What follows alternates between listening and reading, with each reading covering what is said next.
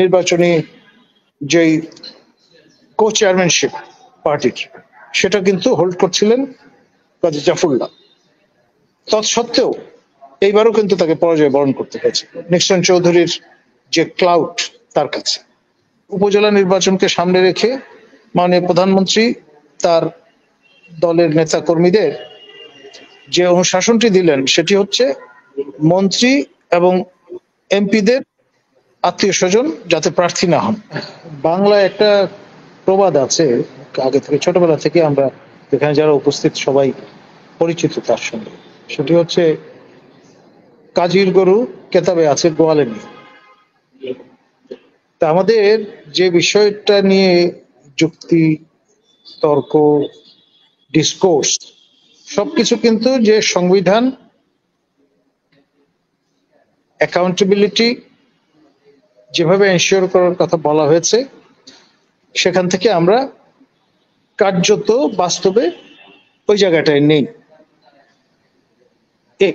বিষয়টা এরকম, এবং এই আলোচনায় আমরা ব্যাপৃত থাকছি। বাস্তবে আপনার ডাউন টু আর্থ সেন্সে আপনার এই বিষয়গুলো বর্তমানে এখন আর রেলেভেন্ট না। এরকম একটা স্টেট অফ অ্যাফেয়ার্স এর মধ্যে দিয়ে আমাদের যেতে হচ্ছে। এখন যে বিষয়টা সেটা হচ্ছে, যেদিন থেকে আপনার আমাদের সর্বসম্মতিক্রমে আইন প্রণেতারা আমাদের জাতির পিতা বঙ্গবন্ধু শেখ মুজিবুর রহমানের উত্তরাধিকারী যারা, যেটার সঙ্গে আবার জাতির পিতা বঙ্গবন্ধু শেখ মুজিবুর সুকন্যা দেশরত্ন জননেত্রী মাননীয় প্রধানমন্ত্রী ডিফাইন করে দিয়েছেন, যখন একটা তর্ক যুদ্ধ হলো আপনার নিক্সন চৌধুরীর সঙ্গে মাননীয় সংসদ সদস্য, যে বঙ্গবন্ধু পরিবারে কারা থাকবে, তিনি পরিষ্কার বলে দিলেন যে আমি এবং আমার বোন এবং তার সন্তান সন্ততি, এটাই হচ্ছে বঙ্গবন্ধুর উত্তরাধিকার বা বঙ্গবন্ধুর আত্মীয় এরা।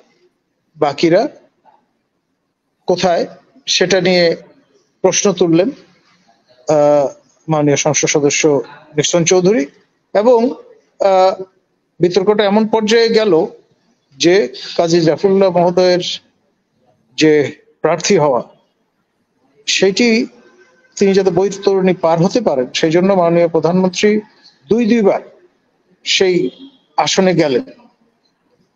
কিন্তু নিক্সন চৌধুরী সবাইকে অবাক করে কাজী জাফরুল্লাহকে পরাজিত করে নির্বাচিত হলেন। যেমনকি এইবার আপনার নির্বাচনী যেই কো চেয়ারম্যানশিপ পার্টির, সেটা কিন্তু হোল্ড করছিলেন কাজী জাফরুল্লাহ। তৎসত্ত্বেও এইবারও কিন্তু তাকে পরাজয় বরণ করতে হয়েছে নিক্সন চৌধুরীর যে ক্লাউড তার কাছে। এবং আপনার যে কথা দিয়ে আমি শুরু করেছিলাম আলোচনাটা, পুরুষানুক্রমিক ভাবে মানে দুই সহোদরার যারা উত্তরাধিকারী সন্তান সন্ততি, তারা এসএসএফ সুবিধা ভোগ করবে। এটা হচ্ছে ডি জুরো বেসিস। আমি অবাক হব না ভবিষ্যতে যদি ব্রিটেনের মতো ওই রকমের দাবিদার দল আমাদের এখানে গঠিত হয়, যাদেরকে রয়্যালিস্ট বলা যেতে পারে। আপনার জর্ডানের মতো জায়গায় যেটা আছে, মানে রাজতন্ত্রের সপক্ষে আপনার যারা ক্যাম্পেইন করবে, যারা অ্যাডভোকেসির কাজ করবে এবং রয়্যালিস্ট বলে নিজেদের পরিচয় দেবে। হাশেমাইট কিংডম অফ জর্ডানে আপনার এই ধরনের লোকজনের উপস্থিতি আছে। বাংলাদেশে আপনার জাতির পিতার দুইজন কন্যার একজন সরকার প্রধান, এবং সকল পথ রোমে গিয়ে শেষ হয়েছে, এরকম যে ধারণাটি আছে ওটা সেরকম। যে কোনো বিষয় ultimately land of the last resort হচ্ছেন মাননীয় প্রধানমন্ত্রী শেখ হাসিনা, সকল ক্ষেত্রে বাংলাদেশে বর্তমান। তো সুতরাং খেয়াল করে দেখেন, এই উপজেলা নির্বাচনকে সামনে রেখে মাননীয় প্রধানমন্ত্রী তার দলের নেতা কর্মীদের যে অনুশাসনটি দিলেন সেটি হচ্ছে মন্ত্রী এবং এমপিদের আত্মীয় স্বজন যাতে প্রার্থী না হন।